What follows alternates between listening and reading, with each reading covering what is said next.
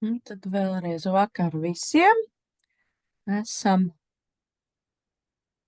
gatavi. Es domāju, ka sāk tie, kas pievienosies vēlāk, tie pievienosies.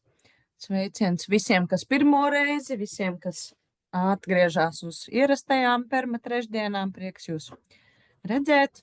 Mums šodien Raimonds Celms turpinās par ļoti interesantu un ļoti, man liekas, noderīgu praktisku tēmu.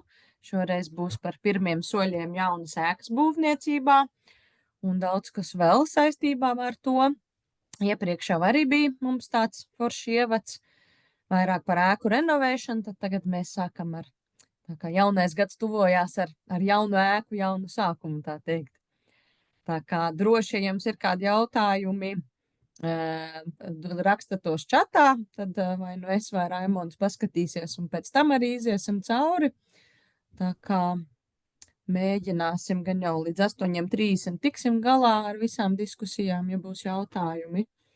Tā kā es domāju, jā, liels paldies Raimondam šodien, kurš turpina mums ar ļoti vērtīgām tēmām izglītot. Tā kā dodu vārdu tev.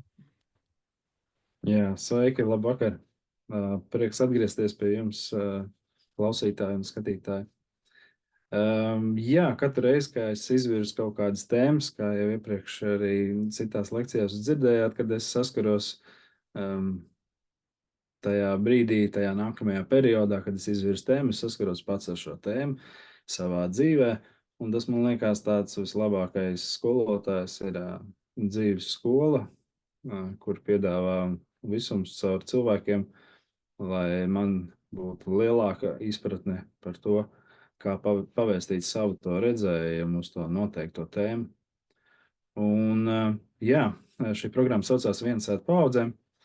Šodien mēs runāsim par pirmajiem soļiem jaunas ēkas būvniecībā, kā izvēlēties vietu, kur tā tiks būvēta, vides ietekmējušie faktori, un nedaudz pieskarsimies tēmai, kāda šobrīd tā finanšu plānošana pirms darbus uzsākt. Un es piemetināju, kad es izvirzīju to tēmu, piemetināju sapņo plaši un rīkojies gudri. Tas ir tāds instruments, ar kuru var ļoti skaistu mājokli uztaisīt, ja mēs viņu jau laicīgi esam iztēlojušies, uzzīmējuši, sajutuši, kādu mēs to visu vēlamies. Un tajā brīdī, kad mēs griežamies pie realizācijas, paši uzrasējot, projektētājiem iedodot, arhitektam iedodot vai kā tam līdzīgi, vai māksliniekiem, kas viņu izstrādās tālāk, tad pēc tam bieži vien manifestējās. Vairāk vai mazāk, ja mums ir tas nodoms tāds ļoti, es teiktu, uz mūsu izaugsmi vērsts, nav pret tās manifestācijas vai dzīves gudrības to mērķi, kur mums katram ir jāsasniedz, tad bieži vien mēs arī varam to pilnveidot, ko esam jau uzzīmējuši, manifestējuši, un tas beigās arī piepildās. Man šķiet, ka mājas mums katram ir ar savu nozīmi. Piemēram, dažam viņš saka, tā ir man mierosta, dažam tā ir tāda tieši vieta, kur sportot, darot, teiksim, saimniecības darbus, ejot mežu kopjot, laukus kopjot. Dažam tā ir laba miega un miera vieta. Dažiem mājas asociējās ar ģimeni, ar draugiem un ar vēl visu kaut ko citu. Manuprāt, es saskaros ar to, ka bieži vien, kad mēs runājam par mūsu jaunajām mājām, mēs runājam par to, kā mēs izveidosim savu jauno pasauli, mikropasaulīti, kuru mēs daži tad liek tās sētas, daži tad neliek tās sētas tām savām saimniecībām, bet izveidojot šo mikrovidi, šo mazo pasaulīti, mēs tad ar savām vērtībām, ar savu nākotnes nodomu, tad sakārtojam tā, lai mums būtu ērti dzīvot, tur, teiksim, būtu, kur novietot zirgu, mašīnu, būtu, kur,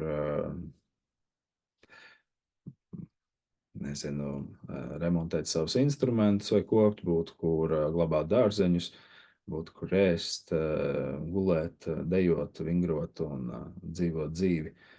Nu, tad, saliekot šīs visas vēlmes kopā, tad mēs sākam saprast, vai tā ir viena ēka, vai tās ir 2, 3, 4 vairākas tās ēkas.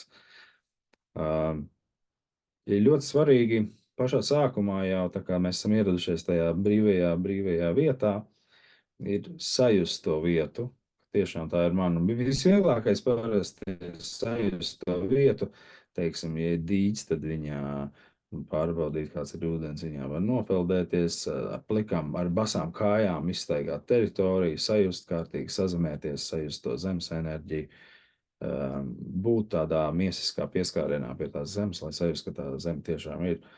Var arī iepauzēt uz kādu laiku, paņemot soliņu, apsēžoties vienā vai vairākās vietās un sajūtot, kādu to enerģiju dod šī zeme. Jo tas ir svarīgi katram mums sajust to zemi. Nevienmēr ir tā, ka tā mūsu iedotā zeme, ko mēs tagad varam iegūt, tā ir mūsu īstā zeme. Citreiz varbūt ir jānogaida kaut kāds, teiksim, noilgums jāiedod, vēl apdomāt, vai tiešām šī ir tā zeme, kuras vēlos kurā vēlos atstāt to enerģiju, kurā vēlos iesakņoties un saukt šīs par manām mājām un nodot, teiksim, vai vairāk audzēm, vai kāds mērķis, kuram katram ir. Un tad, kad esam to vietu sajutuši, esam sapratuši, jā, tā zeme ir īstā, tad notiek tas nākamais process, kad mēs sākam saprast, kur es gribu to māju. Un dažiem palīdz ar rīkstīm. Viņi uzdod uzdevumu rīkstīm, kur būs mana māja, un šīs rīkstis aizved uz to vietu, kur būs mājas, teiksim, ieejas durvis. Dažiem palīdz visādi citi instrumenti. Tur ir vairāk veidi, kā to var darīt.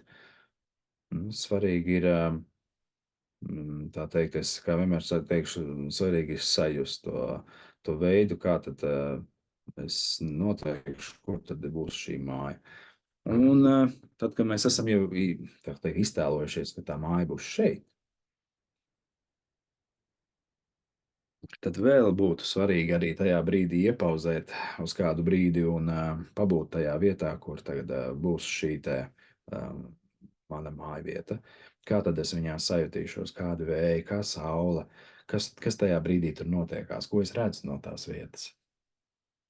Un pieņemsim, tagad esam iezīmējuši to vietu, mums viņa patīk, mums patīk skats, mums patīk, kā saule iedarbojās uz šīs vietas, patīk, kā vēji iedarbojās uz šīs vietas, nevējainās, teiksim, dienās mēs uzreiz apskatāmies kompasā, kur tad ir tie rietumi, kur būs tie valdošie vēji, kā tad viņi nesīsies tai vietai pāri, un kādi būs nākamie ietekmējošie faktori. Un tad ar tādu domu, manuprāt, ilgspējīgi darboties tajā nāmu radīšanā ir noskaņot sevi ekoloģiskai būvniecībai. Ekoloģisko būvniecību es tagad traktēju to, kā tā ir ilglaicīga ekonomija. Tas nozīmē to, ka ja mums ir pašiem savs mežs, tad visticamāk es, piemēram, secinātu, ka tajā brīdī es dodos apskatīties, kādi koki ir manā mežā. Tad, jo, ja es dzīvošu uz tās zemes ilgi, man tie apkārt esošie resursi, kas man viņi visi noderēs, un mēs varēsim labi iedarboties, un zeme palīdzēs man radīt mājvietas, kurās es vēlos dzīvot. Bet ja mums nav, teiksim, ne iespējas paņemt ne granti, ne mālu no zemes, vai nav šo mežu un tā tālāk, tad mēs tos resursus sāksim skatīties tālāk, kas tad ir tie resursi, kurus var iegūt vistuvākos resursus, vistuvākos no mājas, no saimniecības, tālāk. Klimats, jā, tad mums ir ļoti jāpēta klimats. Kāds ir klimats visos laikapstākļos? Ja ir iespēja satikt kādu apkārtnē, kuri dzīvo jau ilgākus gadus, ar viņiem pārunāt, kas tur notiekās uz šīs vietas, kur tad sniegi sapūšās, kas plūdu laikos notiekās, kas lielos vējos notiekās un tā tālāk. Tā tālāk. Viss šīs mazās nianses pa klimatu ir ļoti svarīgas, jo tās pēc tam ietekmēs arī mūsu pašu šajā mājā, kurā mēs dzīvosim saimniecībā vietā, kurā mēs būsim vairākus gadus. Mums būs svarīgi arī izpētīt topogrāfiju.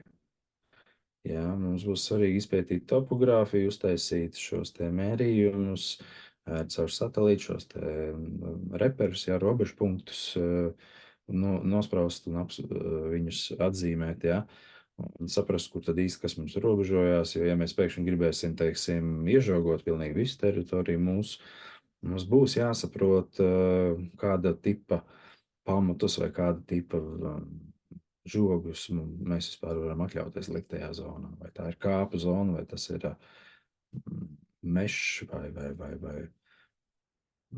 vai jebkāda cita apstākļa. Augsne. Mums tajā vietā būtu arī forši, ja mēs, teiksim, pat tajā brīdī, kad mēs esam šajā jaunajā vietā, ja ar lāpstu varam pārbaudīt un parakt X dziļumā, 3 lāpstu dziļumā vai 4 lāpstu dziļumā, vai kā pārbaudīt, kā mums augsne mainās. Augsne mainās pēc velēnas. Kas mums ir pēc velēnas? Vai tas ir tikai māls, vai tur jau sākās grāns, vai ir ļoti biežs melnās zemes slānis, un visticamāk vienā vietā nebūs. Tā bieži vien ir tā, ka vienā vietā ir noteikti augsnes tips, ja? Un citās vietās bišķiņ tālāk paiet ir cits veida augšņu tips. Gadās zemes gabali, kur ir vienā nostūrī daudz melnzemes, citā nostūrī ir kūdra, citā ir grants un citā ir māls. Šos te visus resursus vajag apzināties, kas mums būs uz šīs zemes, jo tāpēc, ka tas mums palīdzēs turpmāk saimniekot un izprast, kurās zonās mēs vispār nevaram iebraukt, kurās zonās mums būs grūti vai viegli uzbūvēt ceļus vai māju un tā tālāk. Un par ūdeni. Tātad, ja mēs esam šajā jaunajā vietā, pieņemsim, tur nekad nav urpts vai urpts dziļurbums, spice vai raktaka. Mums vajadzētu uzaicināt kādu, kurš spētu pārbaudīt, cik dziļi ir tuvākais avots, cik viņam spēcīgi pieplūdu būs, vai tas spēs apgādāt manu ģimeni. Vai arī man būs aka un dziļurbums. Es akas ūdeni lietošu dzeršanai, jo viņš ir kvalitatīvāks, bet dziļumā varbūt nebūs tik kvalitatīvs, tur vai nebūs vairāk dzelžainība, vai kaļķainība vairāk ūdenī, un tad izvēlēsies vai dzeršanai lietot šo akas ūdeni, vai dziļumu lietot tehniskām vajadzībām, kā trauks mazgāt un mazgāties pašiem un vēl visādām citām lietām. Kāpēc es to saku, ka citreiz jāapvieno šīs ir, jo ir gadījumi, kad akas pieplūda ir maza un tā pietiek tikai dzeramajam ūdenim. Bet ūdens kvalitāte ir labāka nekā dziļumā, tāpēc mēs izvēlamies varbūt lietot šos te abus. Gaiss. Tātad, tā kā esam sapratuši par ūdeni, esam sapratuši par augsni, tad kas ir ar gaisu? Tātad pētam apkārtni. Pirmkārtām skatāmies, kur ir valdošie vēji. Teiksim, Latvijā ir rietumu vēju valdošie vēji. Skatāmies, no kurienes plūdīs, kā tas viss izskatās un kas ir atrodas, teiksim, rietumu pusē, kas atrodas 5, 10 vai 15 kilometru tālumā. Kūts, centrāla apkures māja, jebkas cits, kas varētu tieši ietekmēt manu svaigo gaisu manā mājā. Izpētīt tālāk šobrīd jau ir diezgan viegli iet Google Maps vai kādās citās aplikācijas un apskatīties to, kā izskatās teritorija un kas ir tālāk. Bet sakarā to, ka mēs nevaram ieraudzīt pēdējā laika izmaiņas Google Mapos, Ir jāaiziet pašam, pameklēt, apskatīties, kas ir tajās zonās, kas ir, teiksim, šajos pāris kilometros, vai pāris 10 kilometros, vai pat var aizbraukt līdz 30 km tālumā apstīties. Jo ir gadījumi, kad, ja tālumā, teiksim, 10-15 km tālumā ir kaut kāda liela pārstrādes rūpnīca vai ražošanas kaut kāda rūpnīca, kad tās gan skaņas, gan izmeši, dūmi vai kas tāds, smaržas, viņas var rietumu vēju ietekmē tikt arī līdz manai mājai. Un kā tas tālāk, kā es ar to sadzīvošu? Izpētīt apkārtējo vidienu vispār ļoti svarīgi ir apskatīties, kas tur apkārt notiek, kā tur ir vispār bijis un tā tālāk. Topogrāfijas tajā stāstā ap topogrāfijas kartas izveidi. Mēs arī secināsim, vai tur ir kaut kādi, teiksim, apgrūtinājumi, kaut kādi veci kapi, gāzes, kas tur vēl varētu būt lejā. Ugunsādares ļoti daudz vai kaut kā tam līdzīgi. Nu, tad tur būtu jāpievēršās pēc tam, kad veidot to topogrāfiju, vajadzētu arī saprast, kas tur vēl bijis vēsturiski ir, un pēc tam sākt veidot nākamās kartes uz šīs topogrāfijas, var sākt veidot nākamās kartes, skatīties, kas ir par apgrūtinājumiem.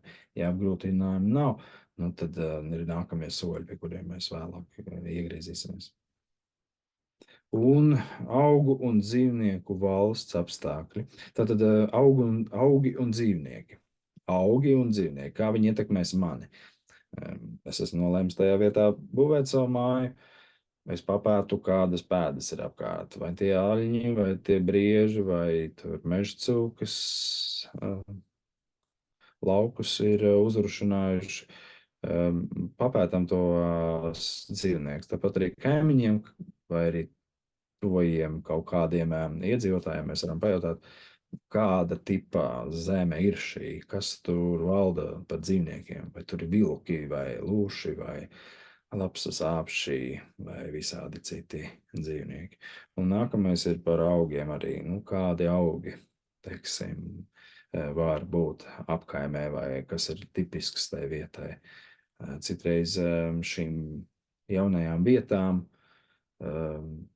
tur neviens nav būvējis, jo ir bijis varbūt kāds apgrūtinājums, vai citam ir bijis tieši grūti piekļūt, jo nav ceļš, un tad viņam jādomā par ceļu būvniecību, bet viņš nevar ceļu uztaisīt, jo tad ceļš ir jātais pāri, teiksim, kādai skaistai purvainai zonai, kuru viņš negribēja šķērsot, un tās visas lietas ap augiem ir arī ļoti svarīgas. Ar viņām līdzdarboties, lai pēkšņi mūsu iegribu dēļ netiktu iznīcināta kaut kāda veidā fauna, flora. Mums ir jāmēģina iedarboties un sadarboties kopā ar šo dabu, lai pēc tam nesākas kaut kādi aspekti, kas varētu apgrūtināt manu dzīvošanu šajā vietā, jaunajā izvēlētajā. Cilvēka esība, es šeit parunāju bišķiņ ar sevi par to, kas ir, bez kā cilvēka esība nav iespējama. Bez kā cilvēka esība nav iespējama.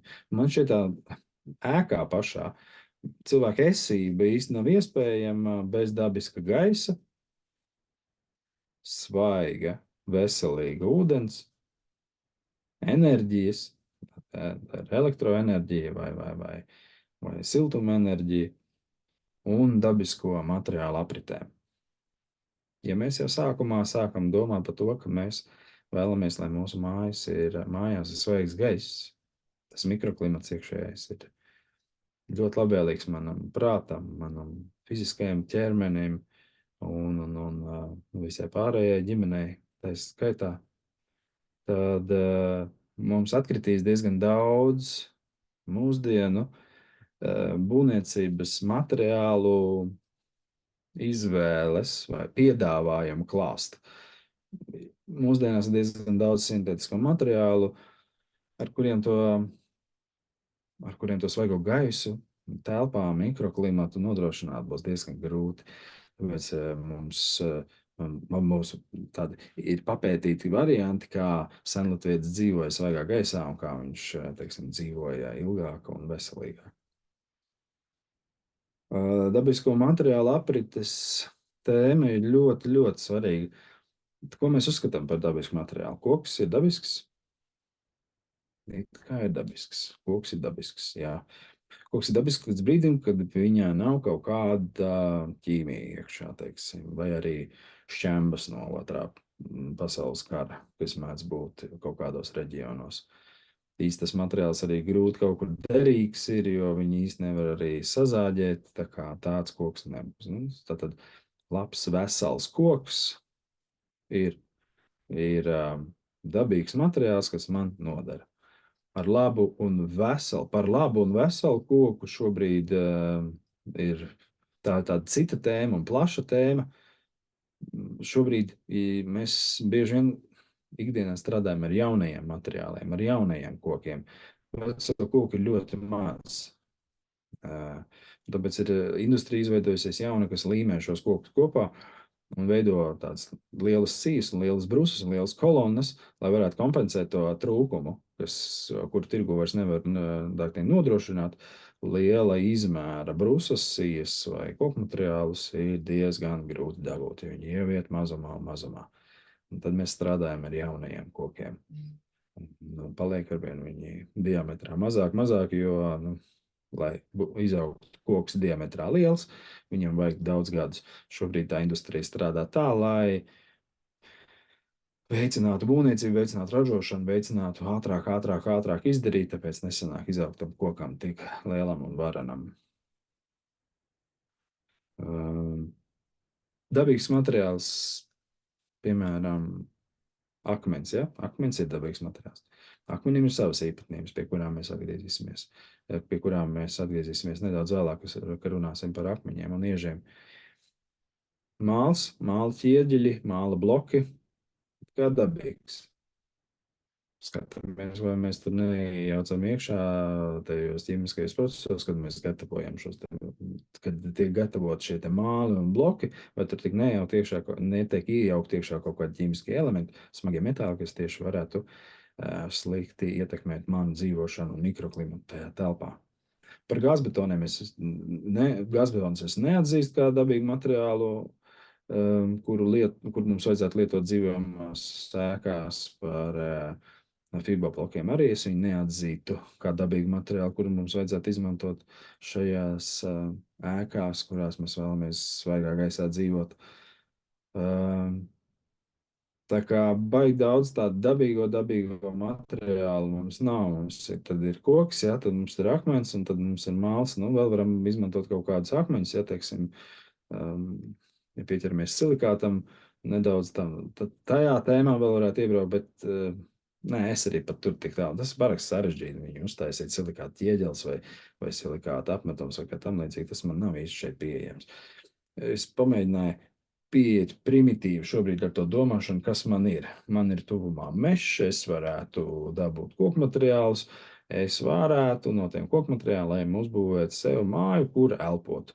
Koks elpo, ja es viņu neapstrādāju ar neelpojošiem materiāliem. Šobrīd par koku man ir tādas vislielākās sajūtas, ja es šobrīd būvētu savu māju, es laikam būvētu viņu no koka. Neiejaukt nekādus blokus, nekādus ķieģeļus. Ķieģeļus es iejauku tad, kad es dūmenī mūrētu. Ķieģeļus es iejauku kaut kādās citās mazās kaut kādās elementu konstrukcijās, bet tā pārsvarā liekas, ka es to visu būvētu no koka. Tas ir tāds viss tuvākais, visvieglākais man apstrādājamais materiāls. Un tad svarīgi pēc tam būs pareizi visu izdarīt, konstruktīvi uzbūvēt to māju, lai koks neiet bojā.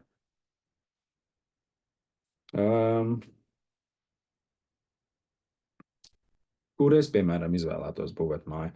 Ja es izvēlētos zemi, es izvēlētos kalna galā, vai es izvēlētos meža pakājē, vai es izvēlētos pūrvos, kāpās vai kur tam līdzīgi. Es pēc dabas esmu tāds mierīgs cilvēks.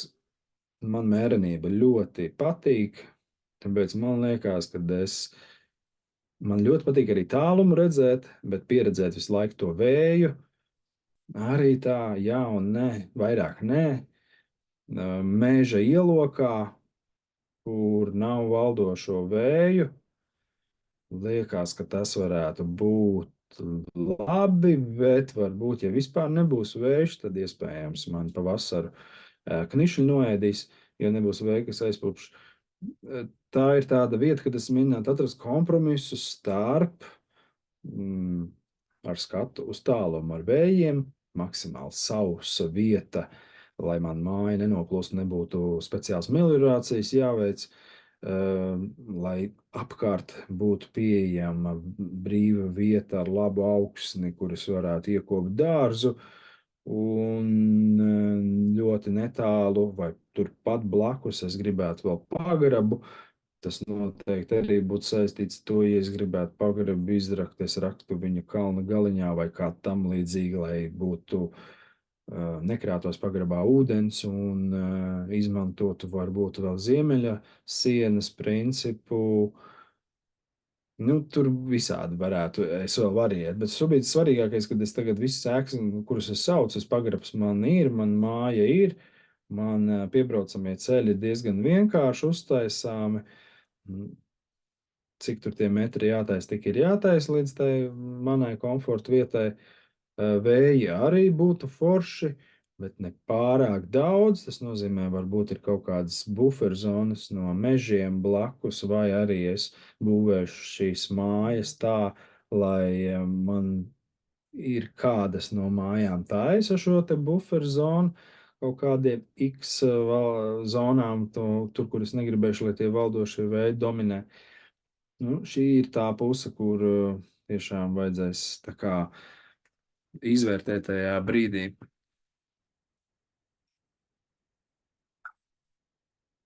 Kad es būšu salicis savas visas vajadzības uz papīra, uz topogrāfijas, un tad sācis tos, tā teikt, es paņemu iedomu izmēru, izgriežu viņu no papīrīša, uzlieku uz topogrāfijas, un tad es bīdu šīs ēkas, un es arī varu ceļu piebraucamo jau paredzēt, kur viņš būs, un tad es viņus iebīdu, kur aptuveni es viņus gribētu.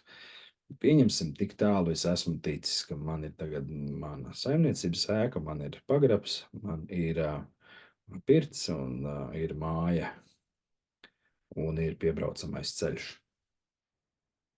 Kā es iegrozīšu viņu, ko es ņemšu vērā, kas tālāk notiksies. Manuprāt, šobrīd es esmu nonācis līdz tādam tā kā kompromisam starp dabu un starp sevi. Es diezgan lielā mērā ņemu vērā dabu. Rēķinos ar visiem dabas ietekmējošiem faktoriem. Ieskaitot zemē, mums ir ādaras. Ja man tagad ir izvēlētas šīs te mājas, kuras es gribētu, cik liels es gribētu, no tālāk es uz topogrāfijas, es tagad visas tās mājiņas nobīdu malā no topogrāfijas plāna. Un ar ādarnieku palīdzību, ar cilvēku, kas var noteikt ādaras vai ugunsādaras, ūdensādaras, es varu sazīmēt uz šīs topogrāfijas karti. Karti, kur ir šis režģojums, šis ādaru režģojums, kurā vietā viņi būs distancē 2-4 metri, kur kas kā iet, kur ir ugunsādaru krustpunkti un tā tālāk. Un tad es sākšu grozīt. Un vēl jau ir forši, teiksim, es jums iesaku katram, jūs varat palielināt to topogrāfiju, uztaisīt, palielināt, lai jūs mājiņu arī varat palielināt, izgriezt.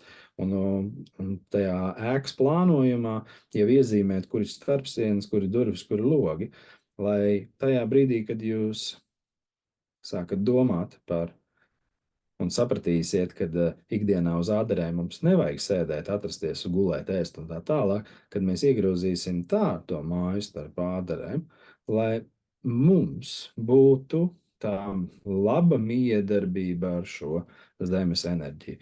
Ir zonas, kur nav šīs plaisas, kur nav šie krustpunkti, kuras telpas, kuras gultas, kuras darba galdus un vispārējo, kuras pavārdu ielikšu iekšā, vai tiešām es izvēlēšos ugunsādaru krustpunktu kā mājas centru, kur ir pavārds, un tad grozīšu viņu tālāk un pārvietošu tās telpiņas tā kā sajiet, lai tā dzīvošana ēkā būtu maksimāli komfortablā un veselīga manam ķermenim, lai es ilgāk dzīvotu.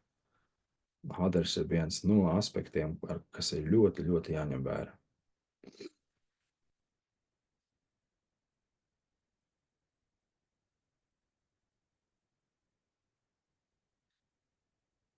Tēma - apzināta videi un enerģijas avotiem atbilstoša vietas izvēle. Tas bija tas, kur es iepriekš bišķiņ pievērsos. Apzināta videi un enerģijas avotiem piemērota vide. Tā tad mums ir maksimāli jāizvērtē tā mūsu dzīvošana, lai būtu pietiekami viegla. Lai, ja mēs saprotam no, teiksim, rīksnieka, kurš pasaka, ka ir jāurb dziļurbums, teiksim, 110, 120 metru dziļumā tajā zonā. Tātad šobrīd mēs saprotam, ka tas tad iespējams grozās ar visu urpšanu, sūkņiem un visu instalāciju vispārējo, tas tad varbūt ir pat līdz 20,000. Nu, mēs tā mīnam. Biju saskāries nedaudz ar šiem cipariem šajā sezonā. Tātad man ir jāzina, cik dziļi es tur tikšu pie tā ūdens. Un nākamais enerģijas avots, teiksim, ir arī, ja man ir ceļš jābūvē, un diezgan garš ceļš jābūvē tajā zonā, es skatos, kur ir apkārt karjeri, sazinos ar viņiem, tātad šīs te grāns iegūs vietas, skatos, meklēju, zvanos, lai pēc iespējas tuvāks būtu šis iežu iegūs punkts, karjers, lai ceļa izdevumi nepārsniegtu kaut kādas jau, teiksim, pārspīlētas ciparu normas. Jā. Tāpēc mēģinam ņemt tos enerģijas resursus maksimāli, kas mums ir apkārt, lai nebūtu tālu jābraukā. Tālu braukāšana būs vēl piemaksāšana un piemaksāšana.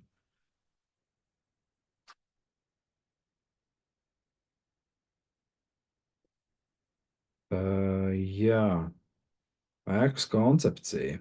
Ēkas koncepcija, forma, izvietojums, būvmateriāla izvēle, telpu izkārtojums, tehnisko sistēmu izveide un iekšējo funkciju organizēšana.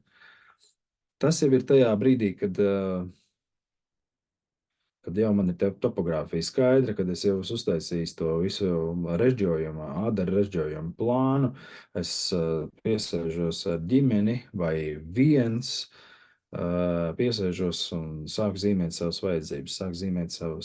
vajadzības, kur būs kāds tehniskās tāps un vispārējo, un kāds viss zīmējās iekšā tajā pret to ādara režģojumu plānu. Citreiz ir tuvāk šīs ādaras, tuvāk, jā, citreiz viņas ir tālāk. Un svarīgi zināt, varbūt nemaz tajā zonā es nevaru ielikt to, ko es biju izdomājis.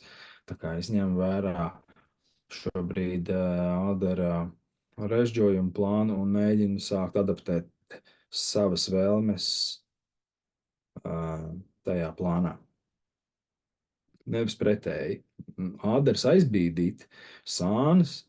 Es esmu dzirdējis, ka to dara kādi, nezinu, kā viņus varētu nosaukt par ādaru vārdotājiem. Viņi to dara, bet cik tas ir, kā tas ir, es nezinu. Man liekas, man vieglāk ir, ja es apzinos, ka ir šis režģojums, lai viņš ir kāds viņš ir visur zemē, man tikai jāņem vērā viņi un jāadaptējās un jāiekārtojās starp tām līnijām, un tad jau viss būs labi.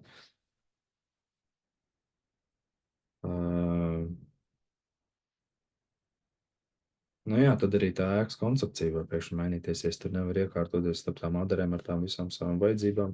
Pēkšņi man ir jādalās, jo tur pēkšņi kaut kāds sablīvējums tajā vietā, tieši kur es gribu dzīvot, tur pēkšņi kaut kāds sablīvējums. Es tad vienkārši saprotu, vai es tur varu izdarīt, vai es tur nevaru izdarīt. Pēkšņi es nevaru izdarīt viss. Es nevaru ielikt šajā zemē tās savas vēlmes, lai tā, ka tur tās ādaras ir baigi daudz, un pēkšņi uguns ādaras ir vesels lērums, tur sarkans līnijas visapkārt.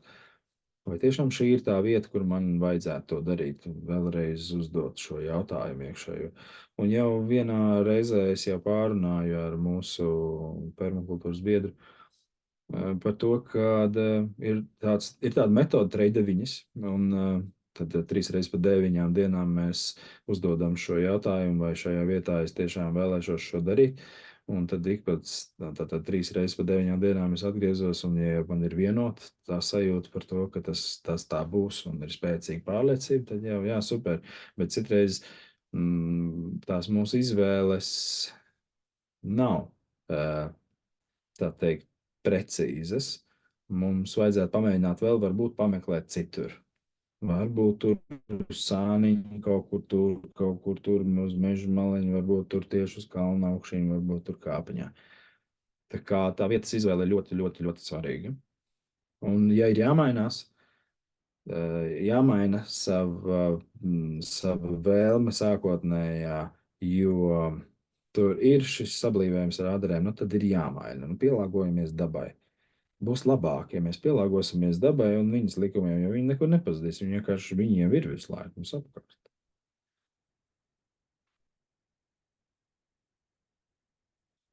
Un tajā brīdī, kad mēs tā kā esam jau tikuši līdz tam, kad mums ir jau skaidrs, ka tas būs šajā vietā, viss tur tajā plānojumā sajiet, viss ir baigi forši, tad mēs mikroklimata dēļ uzreiz jau skatāmies, kur mēs ieliksim ventilācijas sistēmas. Tā teikt, kur būs dūmeņi, kur viņi ies, lai būtu pasīvā ventilācija. Tātad, lai būtu gaisa pieplūde un gaisa noplūde regulāri katrā telpā. Katrai telpai jābūt ir gaisa apmaiņai. Katrai. Vai tas ir loks veidināts katru dienu, vai tie ir kanāli sienās. Senākās mājās vēl bija daudz kanālu sienās, tad varēja taisīt to šī brīža vaļā un papildus vēl veidinātās telpas. Ir arī venta kanālus, kurus uzbūvēja X vietās blakus skurstenim vai citviet, un tad šīs telpas pievieno šīm venta kanālām, un tad ir gaisa noplūde, vismaz tas mums ir, kad ir gaisa noplūde. Un par mikroklimatu ļoti arī jādomā. Ir jāsaprot par to, ka mums mikroklimatam telpās ir jābūt maksimāli tīram. Maksimāli tīram. Tas nozīmē, mums tās krāsas, mēbeles un viss interjers un viss pārējais jāveido maksimāli dabīgs. Ko tas nozīmē? Mazāk sintētisko materiāli, mazāk smarvielas, sintētiskās krāsvielas un tā tālāk. Ejam uz to dabīgo. Šobrīd jau ražotāji ir jau pietiekami advancēti, lai mums piedāvātu būvniecībā brīnišķīgas alternatīvas akrilkrāsām un laminātiem un lakām un tā tālāk. Ir vaski, ir kaļķa krāsas, ir silikāta krāsas, ir lineļas krāsas un tā tālāk un tā tālāk. Par mikroklimatu jau sākumā sākam domāt jau, jā, mums ir jāventilē telpas un mums vajag telpas dabīgas, lai viņas arī elpo un lai viņas sevi akumulē gan siltumu arī. Un tad, kad ventilācijas sistēma tiek projektēta, tad arī skatās pēc tiem valdošajiem vējiem, kur kas strādās. Kā šī ventilācijas sistēma sajies kopā ar blakus mājas. Ja pēkšņi ir blakus jau cita māja, ir paredzēta kā saimniecības ēka, kā tad tas sajies kopā? Vai varbūt tieši saimniecības ēka ir jāliek citā pusē, jo tās smakas tad ies uz māju, un tad nozīmē, ka man jau uzreiz ir jāpārbīd uz turienes. Un ņemot vērā valdošos vējus, mēs arī sākam domāt, kā mēs tās telpas pārbīdīsim. Kūti noteikti liksim kaut kur. Teiksim, ja šajā virzienā iet rietumi, es kūti nelikšu pirms mājas, es kūti likšu droši vien, ka iet aiz mājas, un tad valdošie vēji to kūts aromātu pūtīs tālāk. Un skaņas jau arī. Skaņas tāpat vējā pārvietojās skaņas, un ja tur ir dabnīca saimniecības ēkā, tad tā noteikti sāks traucēt vienā brīdī dzīvojamā ēkai, jo tās skaņas jau arī ar vēju pārplūst uz nākamo ēku.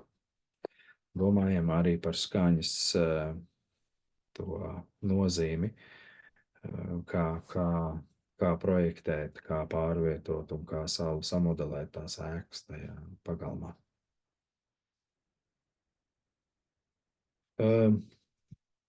It kā esam visi salikuši, esam sapratuši, ka mums ūdens ir, esam sapratuši, kas ir ar gaisu, ventilācija ir, Piebraucamie ceļi arī tur sanāca, sagāja viss.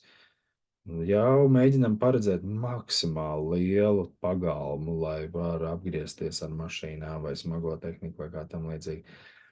Jau sākotnēji domājam plašāk, nevis tikai 2 mašīnas būs. Domājam reiz 3. Ticiet man, būs vieglāk apgriezties, izdarīties tīpaši ziemā vai kaut kādos rudaņos vai lietavās vai kā tam līdzīgi. Ja mēs taisīsim kaut ko kompaktu maziņu, var būt vajadzība atkal to paplatināt. Un pēc tam atkal jāveic zemes darbi, atkal tas, atkal tās sākotnēji jau uzreiz ievērtējam, ka autoplacis vai piebraucamie ceļi, viņi nav šauri, viņi ir maksimāli plati, lai vieglāk ikdienas lietošana, eksploatācija. Kanalizācijas sistēmas. Jā. Mēs nonāksim tajā brīdī, kad arī sapratām, ka mums arī vajag kanalizācijas sistēmu uzstādīt. Tur šeit kaut kur laidīsim to infiltrācijas lauku, taisīsim savā viensētā, ja mēs nevaram pieslēgties pilsētas, teiksim, kanalizācijai. Viensētās parasti ir pašiem savs infiltrācijas lauks, uztaisīts kanalizācijas sistēma un vispārējais galvenais, lai to uztais efektīvi. Lai šī kanalizācijas sistēma un infiltrācijas lauks arī elpo, lai viņš nav noslēgts. Tur ir iestrādes montāža, kura pārēdz, kad arī kanalizācijas sistēmai un gruntsūdeņu drenāžai un jumta notekūdeņiem, kur viņi tad infiltrēsies, ka tiem arī ir jāelpo, lai neveidojās, tā teikt, pa maz gaisa, un tad viņš neplūst tā, kā viņam būtu jāplūst. Gaisam ir jākļūst, lai nav spiediens, liekas, nesakrājās tā galā, tā teikt, infiltrācijas lauka galā vai drenāžas noteku galā noteikti būs vēl ventilācijas kanāli uz āru, un kā viņi integrēsies tajā manā vidē. Un vai pēc infiltrācijas lauka ir dīķis vai upe vai ezera vai nav, cik tālu tas ir, cik tālu infiltrācijas lauks ir no akas, vai tiešām viņš pēc veciem standartiem bija 50 metru tuvumā, nedrīkst atrasties ne dīķis, ne ezers, ne upe, nekas. Šobrīd nogājuši jau līdz 25 metriem, jā, nezinu, ko tad tiešām pēc 10, 20 gadiem jau noies vēl līdz 10 metriem. Jo tālāk, jo labāk atdalīt šīs lietas. Zemais ūdens, kanalizācijas infiltrācijas lauks. Jā. Elektroinstalācija. Par elektroinstalāciju arī tā kā sākotnēji, ka mēs domājam, ka mums saimniecībā vajadzēs tik, mēs paņemam tik un ievelkam tādu vadiņu, tādu kā šo te spēku vadu. Varbūt jau sākumā vajag paredzēt, ka mēs paņemam cik vien maksimāli daudz varam, jo ja reiz tas vads tur tiek ierakts tajā zemē vai vilks pa gaisu, no staba uz staba, tad paredzam, lai mums var pieslēgt arī 3 fāzes elektrību kaut kad. Šobrīd nevajag pieslēgt 3 fāzes, jo īsti nav vajadzīgs, vai varbūt tieši šobrīd jau ir vajadzīgs. Jo, ja būs jāpieslēdz 3 fāzes šobrīd, tad arī būs jāmaksā lielāka abonēšanas maksa mēnesī. Ja nevajag, bet ir iespēja to izdarīt, tad tā ir tāda laba alternatīva tam, kad tajā brīdī, kad vajadzēs, tad vajadzēs. Tās 3 fāzes vienkārši no sākuma vajag piemaksāt par to, iespējams par resnāku kabeļu ievilkšanu, nākotnē ļoti noderēs. Tuvredzīgi domājot, šad tad sanāk ievilkt plānāku vadu un pēc gadiem 5 vai 4 vai pat jau 2 gadiem sanāk jāvelk vēl viens pats. Ar šo man nepietiek. Tāpēc labāk domāt tālredzīgi. Tas no resursu viedokļā, no finanšu viedokļa arī būs izdevīgāk ilgtermiņā.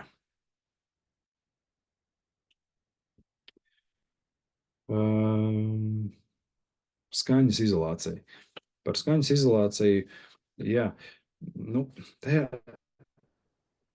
tajā brīdī, kad mēs tā kā saorganizējuši, esam tās mājas salikuši viņas tajā adaru režģojumā, tā ērti, viss tur tā kompaktā, arī ievērojuši arī debes puses, kur tie valdošie vēji, kur tā dienvidi un kur tā būs ziemeļi.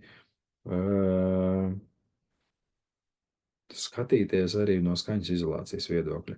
Ja mums ir pēkšņi blakus guļamistabas puses loks, teiksim, atrodas pret šķūni, kas ir tur 30-40 metru attālumā, varbūt ir vērts tajā sienā tieši esošiem logiem pievienot papildus vērtību uz skaņas izolāciju tieši stikla paketē. Biezāku paketi paņemt ar vairāk stikliem, lai skaņa nenāktu iekšā tajā brīdī, kad viņa strādā. Teiksim, tas var palīdzēt. Vai arī domājot par skaņas izolāciju šķūnī telpās, lai šī skaņa nenāk uz citām mājām, jo, ja pēkšņi, pēc piemēra, man uznāca iedvesma, cēlos 4 no rīta, gribu iet ēvelēt kaut ko, ko es nevaru paēvelēt šobrīd neko, jo tu man ģimene guļ. Bet, ja es pirms tam jau sapratu, ka man mostās mans Raimonda gars jau 4 un 5, un tas būs atlikušos 50 gadus, tas nozīmē, ka man ir jāparūpējās par skaņas izolāciju tajās telpās, kurās es gribu iet un radīt. Vai tā ir skaņas studija, vai tā ir kokapstrādes telpa, vai citam tas ir šis te kalējam, tā ir sava telpa, smēde, kurā viņš darbosies. Tā kā ir jāņem vērā arī pārējā ģimene un pārējie, kas ir ārā, kad šī var būt tās darba telpas, kuras tiks lietotas kādās klusajos laikos, kad visi citi guļ, kad viņās ir jāparūpējās papildus par skaņas izolāciju. Un to jau apzināties jau vajag tagad. Jo, ja mēs tagad apzināmies, tad viņš bieži vien manifestējās un tas notiekās. Būvējot to, es jau paredzu, ka būs biezākas sienas, būs labāka skaņas izolācija, būs biezākas logu paketes, un tā skaņa tajā manā darba telpā, kurā es radu, kad gribu, kurā brīdī gribu, tad radu, un es netraucēšu apkārtējiem. Vai arī, ja es tā nevaru izdarīt, negribu atļauties, tad es vienkārši ņemu un to darbnīcu pārceļu kaut kur tālāk prom. Mājas un paredzu, lai arī rietumu vēji nepūš to man skaņu uz māju, kamēr mājnieki guļ. Man tas pašam vienkārši skar manu ikdienu, kad es esmu mājās, tāpēc es novēlu arī jums, jo tas noteikti atmaksājas no ērtību viedokļa. Kad es varu brīvi iet un brīvi muzicēt, vai brīvi varu iet un slīpēt, ko man tur jāslīpē. Vai labot mašīnu, ja jālabo.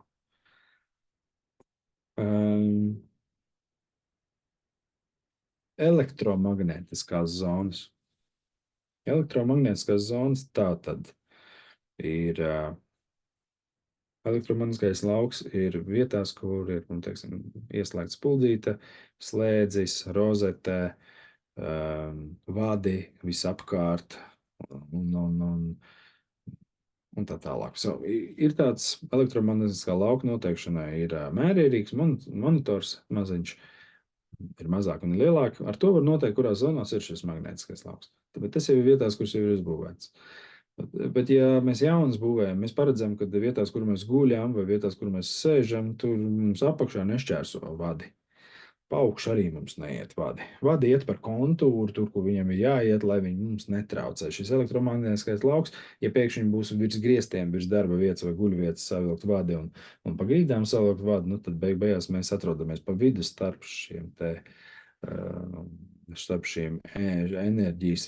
šo enerģijas lādiņu, un tas var ietekmēt mūsu miegu un mūsu veselību.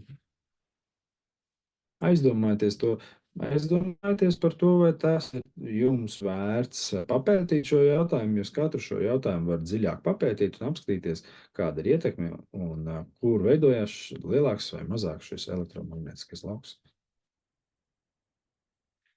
Un tvaika izolācija. Par tvaika izolācijām pat tajā brīdī, kad mēs jau plānojam tās visas telpas un vispārējo, mēs arī, ja mums pēkšņi parādās vēlme, kad vēlamies nodarboties ar kaut kādu veidu, kur mēs iesaistam daudz ūdeni, kur būs daudz ūdens, kaut ko daudz mazgāsim, kaut ko audzēsim ūdenī vai kā tam līdzīgi, Ir telpas, kuras ir ar labu nosūci, kurām ir laba kanalizācija, kurās var, teiksim, izņemot dušu telpas, ir vēl citas telpas, kur var, teiksim, mazgāt kaut ko, kur būs lieli tvaiki. Tātad tur būs lielākas nosūces, tur būs labāka kanalizācijas sistēma, grīdās būs labāk kritumi uztaisīti, tur, teiksim, būs klons uztaisīts ar kārtīgiem kritumiem, un tajās telpās par tvaiku izolāciju mēs varam lietot uz sienām, varam uzziest, uzsmērēt dažādus vaskus. Ja? Vasks kokam, vasks betonam, nevis betonam, bet vasks akmenim, ja? vai klonam. Izmantot dažādus vaskus, viņi funkcionē ļoti labi. Viņš elpo, un tomēr viņš arī to sākotnējo ūdeni pilnībā atgrūž, un viņš notek tur, kur viņš notek. Galvenais, lai tā telpa pēc tam izveidinās, ir pietiekami viņā gan sauss, gan viņā tiek pietiekami gaiss iepludināts. Ieplūde gaisa ir tādās telpās, un laba gaisa noplūde. Ir arī siltums, kas izžāvē to telpu, un tas varētu būt risinājums tādās telpās, kur ir vajadzīga pastiprināta tvaika izolācija vai tvaika nosūtas vajadzība mazgātavās vai kaut kādās citās telpās, kur diezgan daudz tiek iesaistīts ūdens.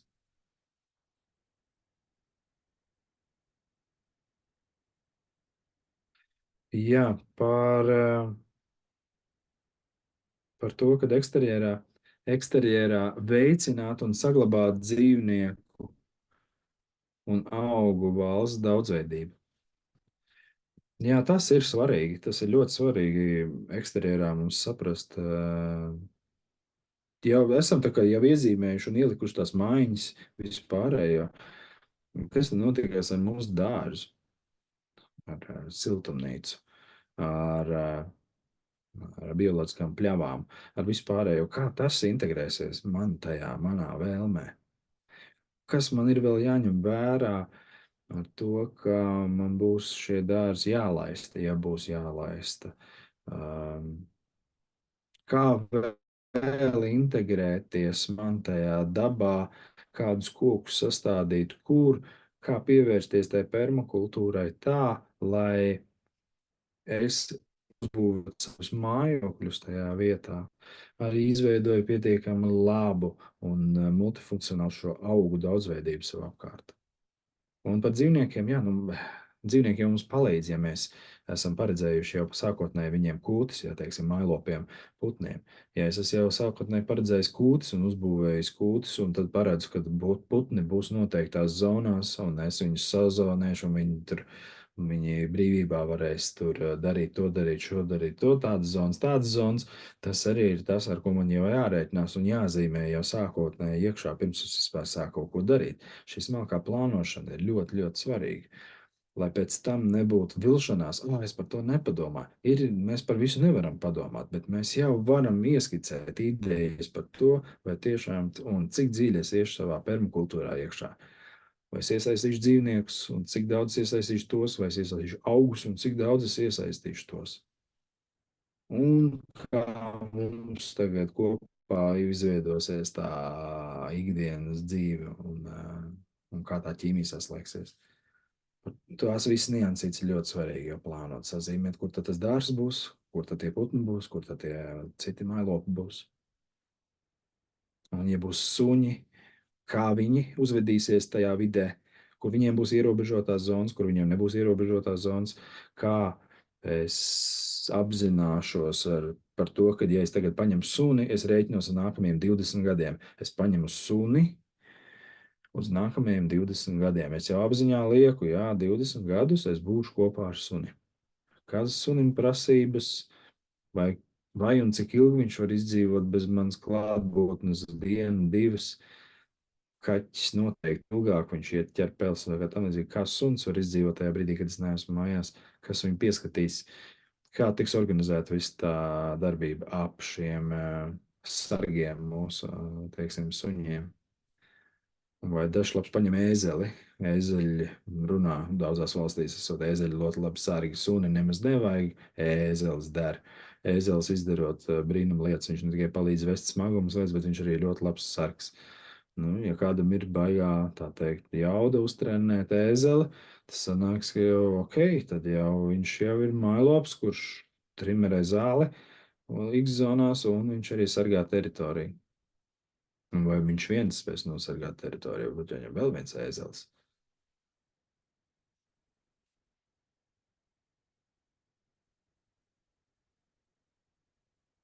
Un tad saudzīgi integrēt ēku apkārtējā vidē, radot veselīgus dzīves un darba apstākļus.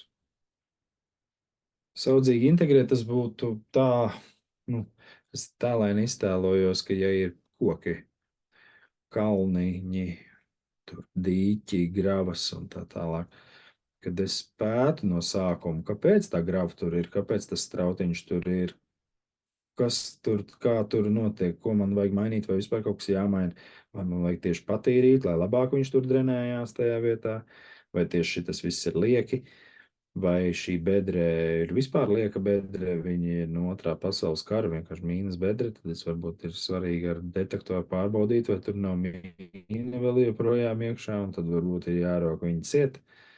Vai tā būs komposta bedre, nu, pirms tādām dziļām bedrēm, kas ir apaļas un padziļas bedres, tām ir vērts ar metāla detektoriem noiet pāri un apstīties, vai tur nav mīna no lidmašīnas mesta vai vairākas tur.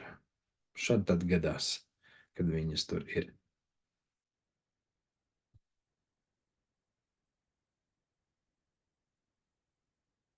Jā, un tāda interesanta, tā teikt, pieskaros tēmai, kas ir, ja māju var uzskatīt par organismu, tad gaisa aprites sistēma ir salīdzināma ar elpošanu. Tas nozīmē, ja es uzbūvēju elpojošu māju, kur ir gan izelpošanas, gan ieelpošanas avoti, tad es neredzu, kad varētu veidoties, tā teikt, tas mikroklimats, tā teikt, neveselīgs mums. Jo tad izveidinās viss liekais ārā. Ja ir mums gaisa pieplūde un gaisa noplūde katrā telpā, tad izveidinās liekais ārā. Pienāk tas svaigais gaiss, CO2 izveidinās ārā, vai arī, ja ir kaut kur sastāvējušais putekļi vai kā tam līdzīgi, viņi arī izveidinās ārā. Bet vēl ir tas, ka mums ir jāatcerās, ka līdz mums ir saimniecība un mājas, mums ir arī jāievēro šī higiēna. Higiēna ir ļoti svarīga, regulāra tīrīšana, telpu tīrīšana, putekļi ir jātīra, jo pretējā gadījumā viņi ceļo, viņi sasēžās, un tad viņi sāk pelēt dažreiz. Ir jātīra stūri un jāskatās, principā mājā būtu maksimāli jāizvairās no 90 grādu stūriem, ja? Maksimāli jāizvairās un jāmēģina tos stūrus iepaļot, lai tajos stūros nesasēžās putekļi un sanesumi telpā ar dažādu vēl dzīvo radību palīdzību, kā skudras vai zirnekļi vai kā tam līdzīgi. Tās apaļās vietās, kā orķelīšos vai tādās karnīzītēs, viņi tur mazāk sakombinējās, sacentrējās tie visi netīrumi. Un arī dzīvās radības ar saviem mājokļiem.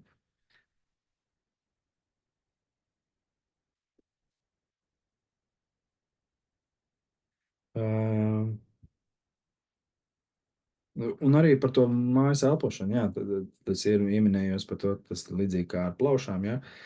Mēs ieelpojam savu gaisu un izelpojam ārā.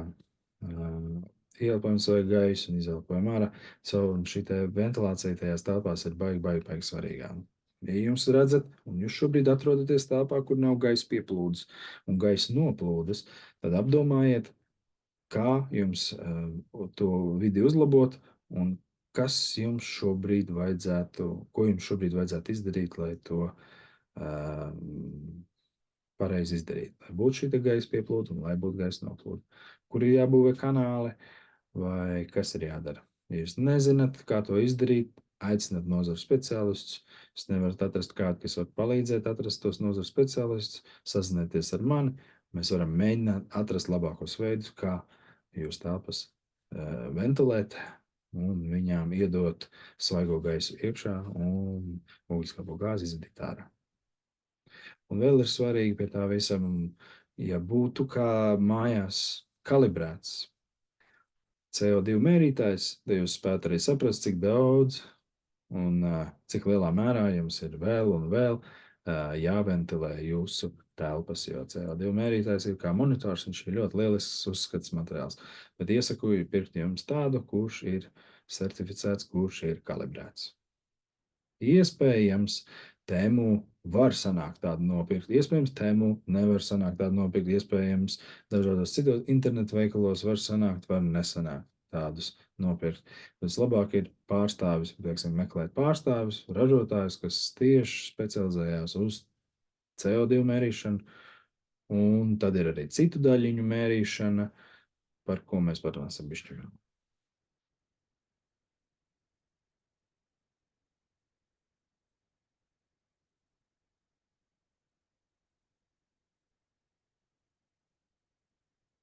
Jā, pa vidu vēl var iestarpināt sapņi un sapņot par gala rezultātu. Vizualizācijas ļoti svarīgs. Mēs katrs esam manifestātori, manifestējās mūsu idejas, manifestējās mūsu teiktais, mūsu vārdi, kurus mēs sakam. Ja mēs sakam no sirds, tas manifestējās. Un iztēloties, kā tas izskatīsies, sapņojot par to, kā tas izskatīsies, visticamāk, tas piepildīsies. Esat izvēlīgi un prātīgi tajā, ko jūs iztēlojaties un izvēlaties. Ja visums nav mazais brālis, viņš var jums iedot visu, ko jūs vēlaties. Vienkārši tas var prasīt milzīgs resursus. Vai jūs esat gatavi tam? Tad varbūt mērenībā. Mērenībā jūs vēlaties to, piepildat to. To tad vēlāk jūs varat sakārtot savu sapņu, tā teikt,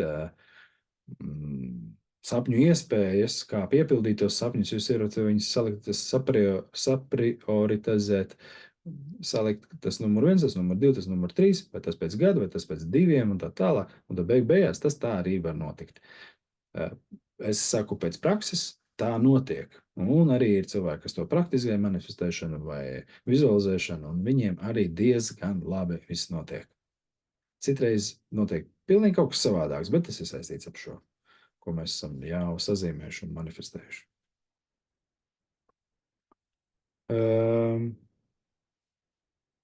Tad, kad mēs saskarsimies ar topogrāfiju, tad mēs noteikti redzēsim vēl kaut ko. Piemēram, kaut kāds apgrūtinājums, kas ir saistīts ar gāzes vadiem, ar elektrovadiem, vai pēkšņi vēl ar kaut ko.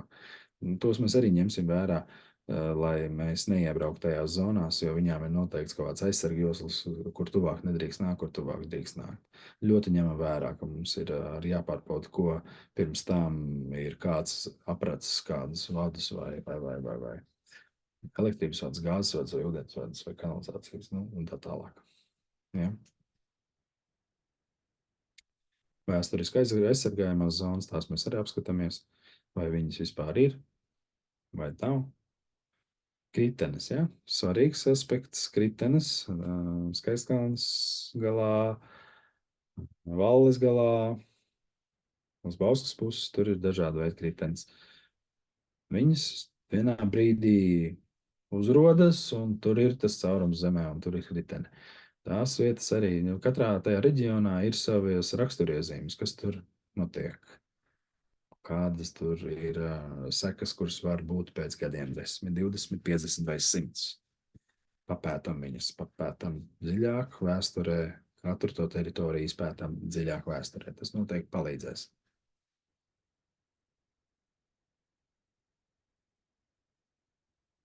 Tā, šitam mēs par šito jau izrunājām.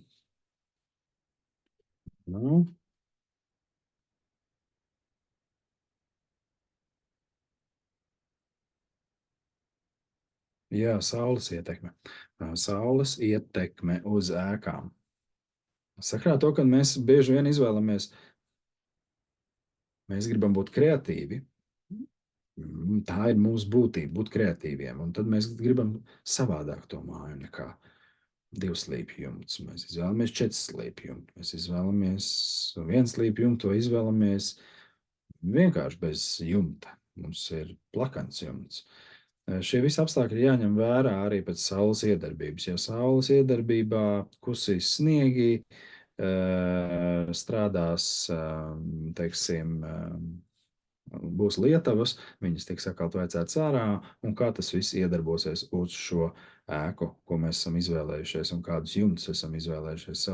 Esam apdomīgi par jumta izvēles materiāliem, skatāmies ilgtermiņā maksimāli, cik mēs varam, un maksimāli izvēlamies.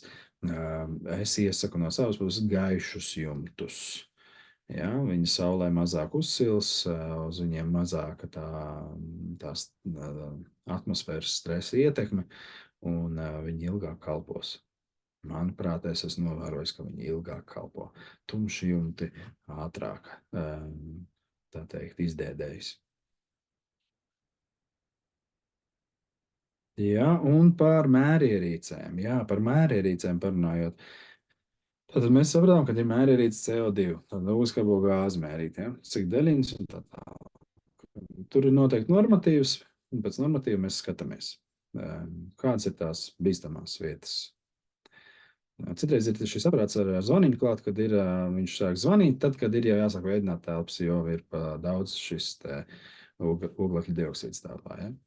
Tātad ir arī citas daļiņas, kuras mēr citas iekārtas. Piemēram, metanāls, HCHO. Tā ir vēl viena gāze, kuru mēs varam telpā mērīt. Par to ikdienā nerunā, bet ir telpā vēl citi piesārņojumi, kuri mums veselību var ietekmēt slikti. Tad ir arī GOS vielas. Lielajiem bortiem GOS vielas. Ja? GOS vielas attiecas uz gaistošām organiskām vielām.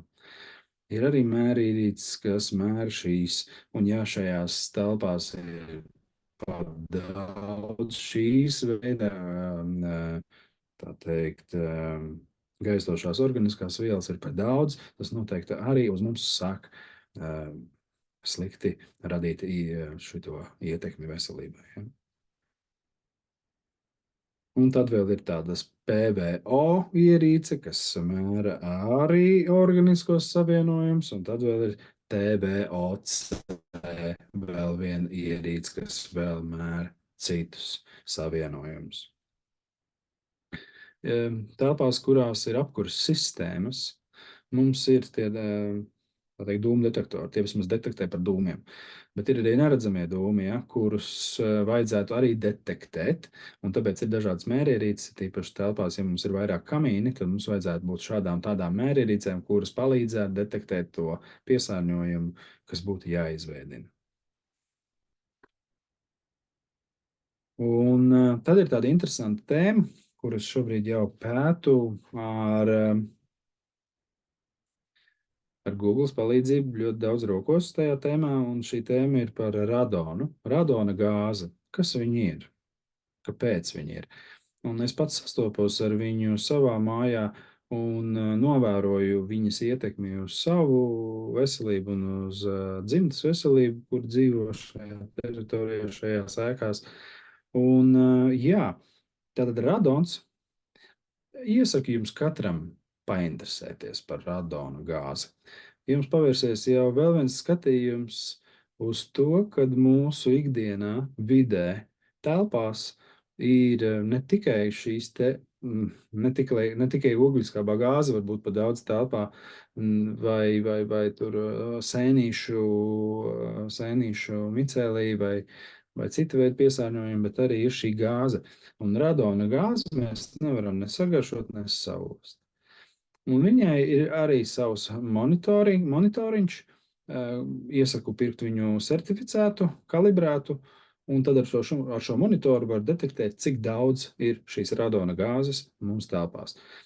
Katram viņi būs savādākā līmenī, bet visā pasaulē šobrīd, un vēl joprojām jau to darīja jau 70., 60., 50., 80., 90. gados, viņi risina šo radona gāzes jautājumu valstiskā mērogā un arī veselības jomā ļoti, ļoti, ļoti. Un ierosina, un tad viņi rada dažādas normas, kurās cilvēks nedrīkstētu atrasties vairāk, vai arī viņam jāveic kaut kādas papildus darbības. Un šī radona gāze, viņi iekļūst mūsu mājā no zemes, no pamatiem, no plaisām, pa sienām, galvenokārt no zemes.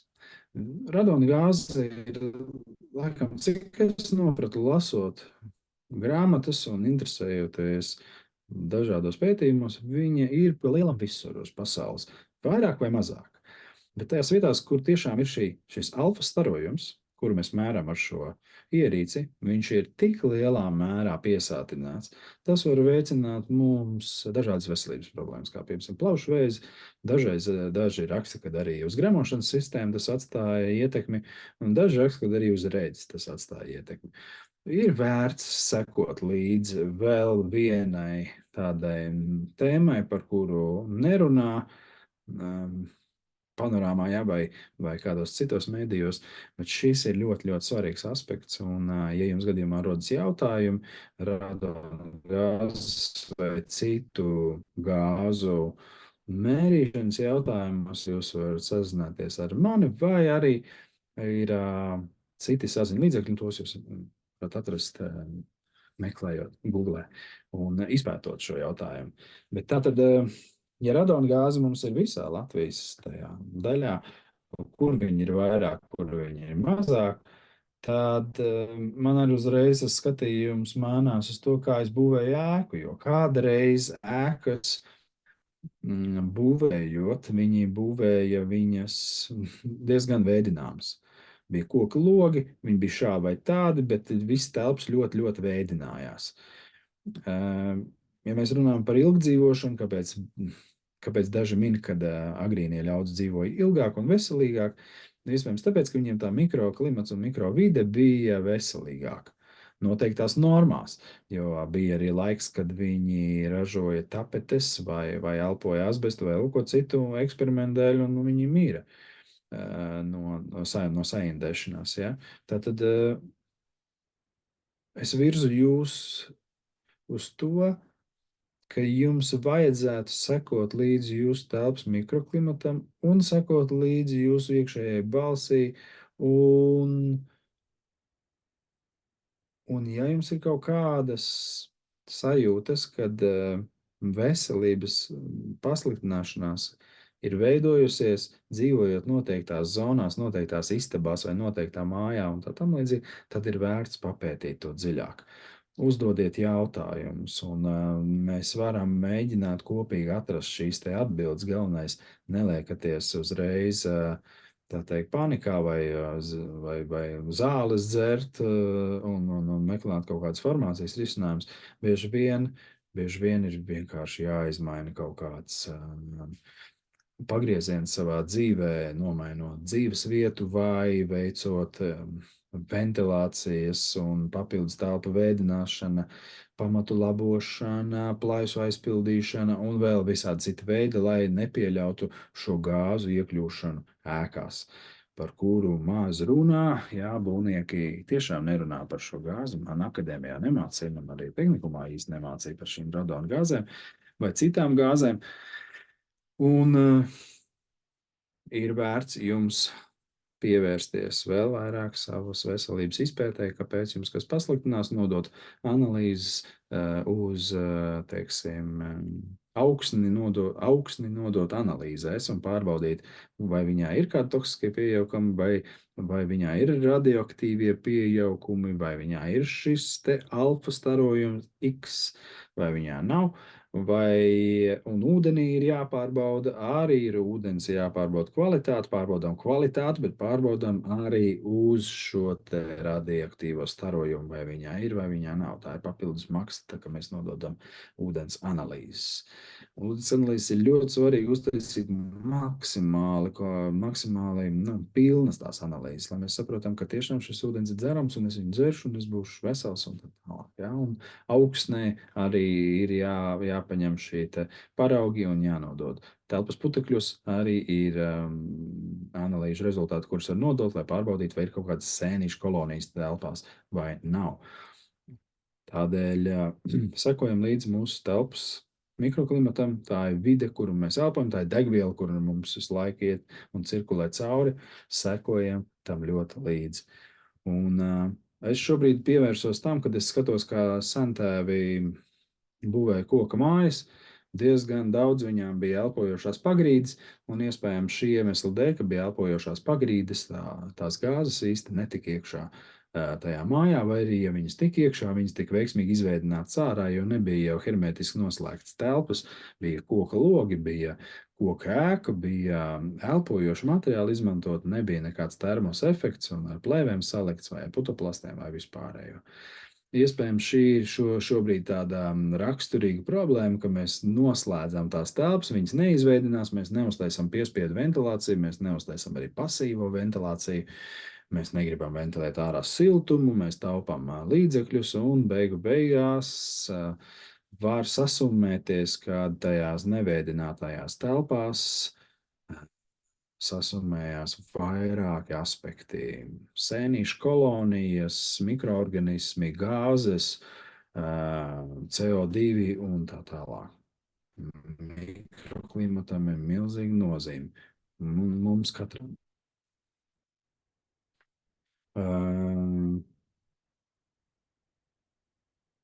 Jā.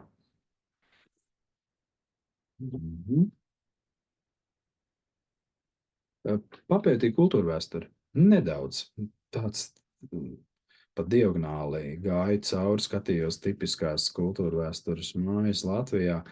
Un, cik noprotu, tas 17. gadsimts, pirms 17. gadsimta, tur laikam ir visgrūtāk kaut ko viņiem datēt, jo daudz tās mājas nav izdzīvojušas līdz mūsdienām. Bet pārsvarā dominē koku mājas un ir dominējuši koku māju arhitektūru. Tā kā visticamāk koku mājas Latvijā dominēja vien no tā, ka tāpēc mums ir atjaunojušies resursi, šis koks, kas aug. Ja mēs ļautu viņam ilgāk augt un mazāk izvestu no valsts ārā tos kokus, mums pašiem pietiktu šīm koku mājām, mums nevajadzētu pirkt tos aerogu blokus. Man nav nekas tik ļoti pret jaunajām tehnoloģijām, bet es neatzīstu par ne fiboblokus, ne aerogu blokus, vai putoplasta bloku sienas vai ko tādu, kā labu dzīvojamo platību cilvēkam. Nē, cilvēkam vajag būt svaigā, elpojošā vidē. Man liekas, ja kultūra vēsturē par koka mājām daudz runā, un viņas ir uztaisījuši ļoti skaistas un dažādas, gan lauku viensētās, gan ciematos. Tā kā pievēršam uzmanību varbūt koka mājām un kā viņām izstrādāt elpojošās pagrīdes, kā izstrādāt pamatus. Un, ja ir dažreiz sajūg galva tajā visā informācijas, tajā aplī, tad varat sazināties ar mani. Es jums arī kaut kādu kopsaucēju, ko es esmu jau sapratis par ēkām un par vietām, ko kā būvēt. Ok, un mums ir vēl 10 minūtes. Mēs šito nosito, tad citā reizē. Finanšu plānošana mums tāds labi 10 minūtēs. Šobrīd lai apzinātos to, uz ko es eju, es jums vieglāk varu iedot to, ko pašreiz Latvijā vispār, tā teikt, popularizē vai stāsta. Šobrīd Latvijā popularizē un stāsta, ka vidējās būvniecības izmaksas Latvijā ir no 1500 līdz 2000 kvadrātmetrā. Un ja mēs vidēji paņemtu, piemēram, 130 kvadrātmetru jaunu māju, mums tas izmaksātu aptuveni 200 000. Liela summa, maza summa, kā nu kuram viņi ir tādi, kādi viņi ir. Šī summa var samazināties un var pieaugt. Viss atkarīgs no arhitektūras sarežģītības, no materiālu kopuma izvēles. Un kas tad vēl var būt? Un darba spēkā kompetences vai nekompetences izvēle. Vai nu to dara ilgi, jo ilgāk darīs, jo vairāk samaksās, vai nu to izdara kompetenti īsā laikā, un tas rezultāts var sanākt daudz ātrāk un efektīvāk. Un, ja mēs izmantosim daudz materiālus daudzos slāņos, tad noteikti tās izmaksas kāps. Ja mēs izvēlamies koka māju, tad tās izmaksas var drīzāk samazināties. Jo, ja es, teiksim, uzlieku guļbaļu māju, man jau no iekšpuses daudz neko nevajag darīt. Nu, cik no manas istabā varbūt vēl uzlikt kaut kur stiklu, kur neuzlikt stiklu, vai arī koku karkas mājām. Arī es varu pieiet ar apdars dēli no vienas puses, ar apdars dēli no otras puses, vidu kārtīgi sasiltināt un uztaisīt kārtīgi to fasādes ventilāciju, un tad it kā jau man varētu būt labi. Samazinātos tās izmaksas. Tātad, jo mums vairāk slāņi, teiksim, guļbaļķis ir viens, un mēs saliekam daudz guļbaļķus, un mēs varam iztikt ar guļbaļķi, no iekšpuses apstrādājam ar vasku vai lineļu, un tā arī paliek. No ārpuses apstrādājam ar kaut ko tādu līdzīgu, vai nu lineļu, vai ar kāļu krāsām, vai ko tādu, lai viņi ilgi kalpo, un arī viss apstājās, tās izmaksas vairs nav jāiet tālāk. Bet, ja mēs izvēlamies koku karkas mājas, ja, tas nozīmē, ka koku karkas ir jāuzbūvē, tad viņš ir jāpiepilda ar siltumizolāciju, tad viņam ir apdare no ārpuses, tad viņam ir apdare no iekšpuses, un varbūt ne tikai viena apdare no iekšpuses, bet varbūt viņam ir pēkšņi divas apdares no iekšpuses. Ja? Un cik elpojoši beigās būs tas tāds, ar ko es to visu piepildīšu. Ja? Nākamais materiāls, kur mēs varam skatīties, ja mēs ārpus koka ejam, mūris, ja? Tad es eju virzienā ar domām, ka tad jau, ja mūris, tad tas ir keratēnu bloku mūris. Tie ir 40 centimetri plati bloki, māla bloki ar daudz gaisa kabatām, un es no blokiem varu uzbūvēt šo māju. Tad sanāk, kad es varu no bloka uzbūvēt māju, apmest viņu no iekšpuses, apmest viņu no ārpuses, un ar to arī vajadzētu pietikt. Nu, labi, ja no ārpuses es vēl gribētu apstrādāt ar kaļķu krāsām to apmetumu, ok, tad vēl krāsojums tur. No iekšpuses, ja es gribētu vēl sakrāsot, ok, tur arī. Bet tad sanāk, ka man ir bloks, apmetumi un krāsas. Nu, jau mazāk tas arī, bet sadārdzinājums jau būs. Būs dārgāk nekā to guļbaļķu uzlikt, jā.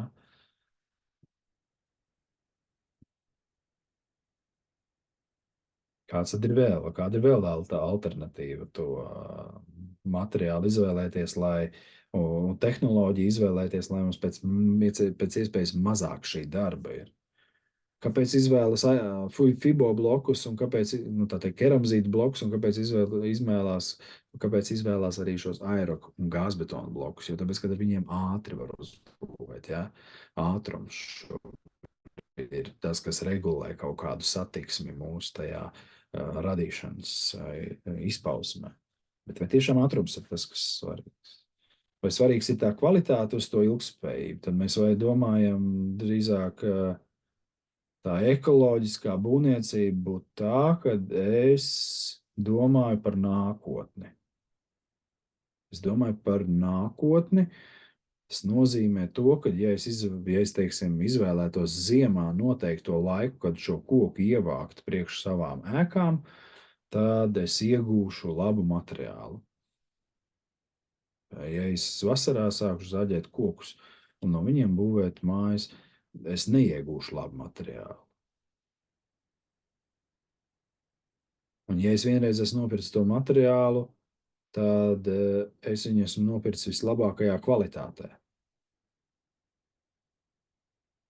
Mūsu izmaksas būvējot vairos, tā teikt, tie cipari augsts, tiklīdz mēs izmantosim vairāk slāņus.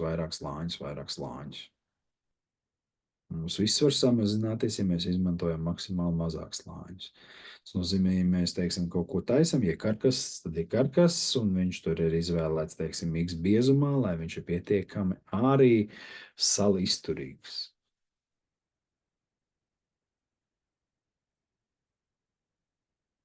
Kā mēs izmaksas, kur varam vēl samazināt, lai mums nesasniedz tos 2000 kvadrātmetrā vai 1500 zemāk? Kā mēs varam tikt vēl zemāk par šo ciparu?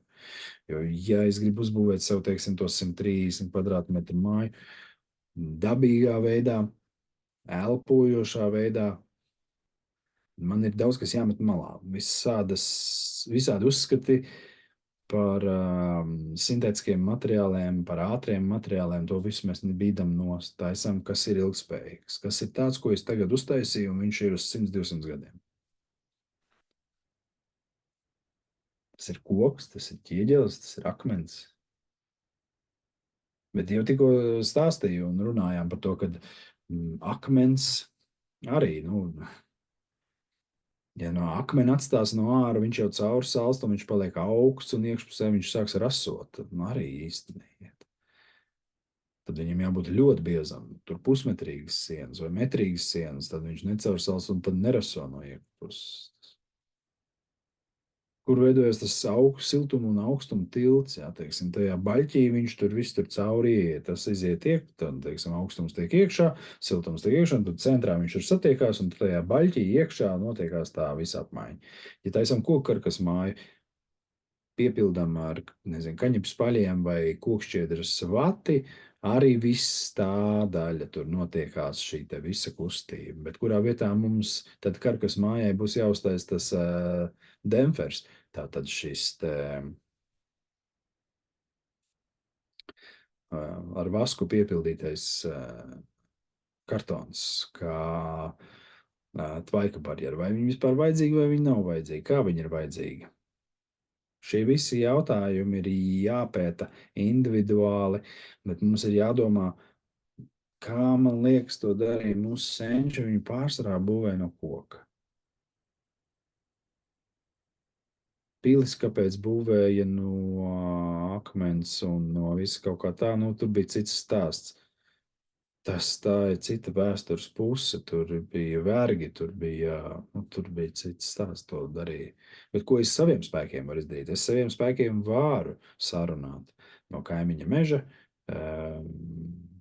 noteiktā laikā izvest kokus ziemā, tajā mēnesī, īstajā laikā izvest kokus un nolikt viņus malā, jau sazāģēt tā kā vajadzīgs, vai nezāģēt, un tie būs guļbaļķim, un jau sataisīt un tā tālāk. Kā varbūt koks ir labākais risinājums šajā visā stāstā.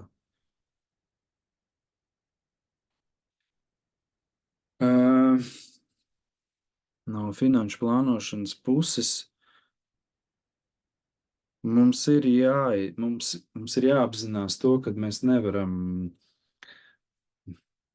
domāt, ka mums sanāks, mēs varam domāt, ka mums sanāks lēti, mums sanāks iekonomēt, bet mums ir sevi jāsagatavo nezināmajam. Un nezināmais veidojās tad, ja mums nav detalizēts projekts. Un ja nav detalizēts projekts izstrādāts, tad mums būs dažādi brīnumi. Tātad ieguldam laiku projektu izstrādē, ieguldam laiku plānošanā, detalizācijā, sīkumos līdz daļām, mezglos līdz daļām, logos, durvīs, visos sīkumos, visu to sarakstam detalizēti kaut vai uz 60 lapām. Un visām šīm te atsevišķajām pozīcijām ir savas izmaksas. Tās ir darba izmaksas, un tās ir materiāla izmaksas, un tās ir laika izmaksas un transporta izmaksas un tā tālāk. Jo detalizētāk mēs sarakstīsim, jo vairāk mēs sapratīsim, uz kuru pusi un kāds ir virziens, kurā mēs ejam.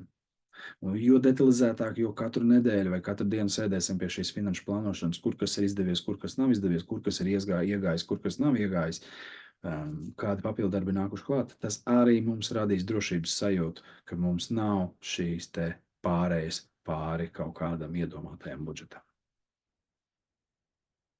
Plānošana. Tā ir ļoti, ļoti, ļoti svarīga lieta. Un detalizēta projekta izstrāde. Maksimāli detalizēta. Tātad mums Mārtiņš Veide raksta ziņu čatiņā. Latvijā ir izveidota radona karte, cik kurā vietā ir. Parasti tā ir laukakmeņos, attiecīgi pamatu sienās būvētās no akmeņiem, no zemes nāk cauri tektoniskiem lūzumiem. Problēmā ir galvenais noizolēt iekštelpas. Jā, tu jau pareizi Mārtiņa raksti. Tad manā gadījumā tagad iedomājamies, kā tad es noizolēšu savu istabu. Man būtu jāpaceļ māja, jāuzliek hidroizolācijas visas, un jāietērp viņa plēvē, jāuzliek tādas gumijas membrānas, par kurām vācieši kā tehnoloģija izstrādājuši, kad viņi paceļ māju, uzliek gumijas membrānas visiem pamatiem, visām grīdām apakšā, un tad māju nolaiž apakaļ. Tas ir viens no veidiem. Tad es pilnīgi nogriežos no tās gāzu iekļūšanas iekšā mājā.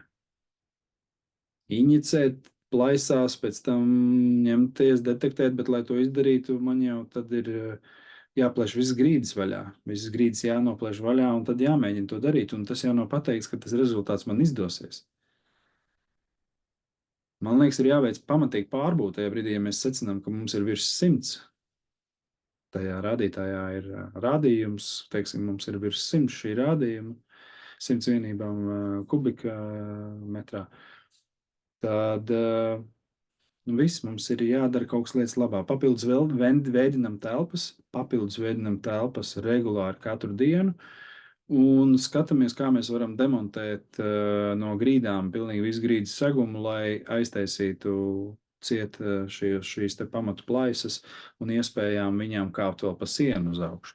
Jo radona gāze jau ne tikai iekļūst pa to plaisu un tagad ieiet telpā, viņi arī pa sienu kāpj augšā un tad pa brīvajām vietām tiek iekšā. Un,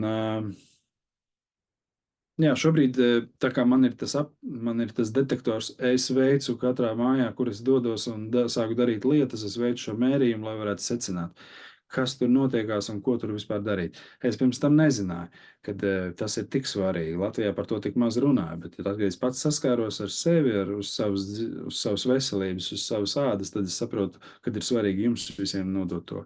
Ir svarīgi mērīt ne tikai to radona gāzi, bet arī to CO2 un visādus citus gaisa piesārņotājus, kurus jums iepriekš jau minēju. Ja jums interesē papildus informācija par to, jūs varat ar mani individuāli sazināties, un tad mēs varam mēģināt atrast risinājumu. Un Āris mums raksta, šovasar tieši cēlām māju, pirms tam vairāk kā gadu visi rēķinājām un salīdzinājām, guļbuva sanāca krietni dārgāk nekā, piemēram, koku karkas māja. Izskatījās daudz dažādas pieredzes, visi bez izņēmumiem, kas šobrīd dzīvo jau vairākus gadus guļbuvas mājā, teica, ka otrais tādu neceltu. Liela daļa jau bija uzlikusi ārpusē akmensvats siltinājumu un apdari, iespējams, protams, nepareizi uzcelts, bet pozitīva pieredze neatrādām. Nu jā, tas ir... Man ir tikai pozitīvas pieredzes ar guļbaļķu mājām. Cik es esmu pats piedalījies palīdzēt viņus uzmontēt, uzraudzīt montāžu un pieredzēt cilvēkus, kur dzīvo tajā. Viņi saka, lielisks gaiss, lieliska gaisa apmaiņa. Svarīgi ir tikai tā izolācija montāžas laikā un pievērsties visām detaļām montāžas laikā. Es pavadīju sēkas montāžas laikā diezgan daudz laika sīkumu pieskatīšanai, jo katrs tas sīkums, katrs tas izolācijas slānis, kurš tiek likts starp guļbaļķiem, ir ļoti svarīgs, un vai viņi tur uzliek plānāk vai uzliek biezāk, un sakot tam visam līdzi, tas ir ļoti, ļoti svarīgi. Žēl, ka arī bija tev tāda slikta šī pieredze, bet varbūt ir vērts mums satikties, sazināties un secināt, kā var atrisināt tavu to jautājumu, lai tev turpmāk guļbaļķu mājā būtu laba dzīve.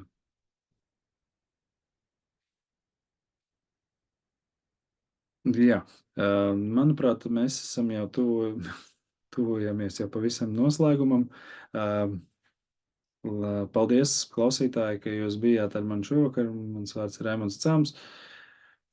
Pārstāv brīnišķīgu pieredzi jau 3. paaudzē rūpēties par mājām un lai top viensētas paaudzēm un esam vērīgi, lēnprātīgi pieņemam lēmumus, nesteidzamies un lai mums katram izdodas uzbūvēt savus brīnišķīgo mieru ostu un mājas. Nākamajā reizē, kad tiksimies, mēs turpināsim sarunu, kā tad mēs sāksim būvēt šīs mājas uz šīs zemes, kas ir jāņem vērā un kā mēs to daram un kad mēs to daram. Paldies! Paldies tev, Raimond! Jā, vairāk jautājumu nenāk, tā kā tad, jā, visiem jauku vakaru. Tā. Liels paldies! Tā.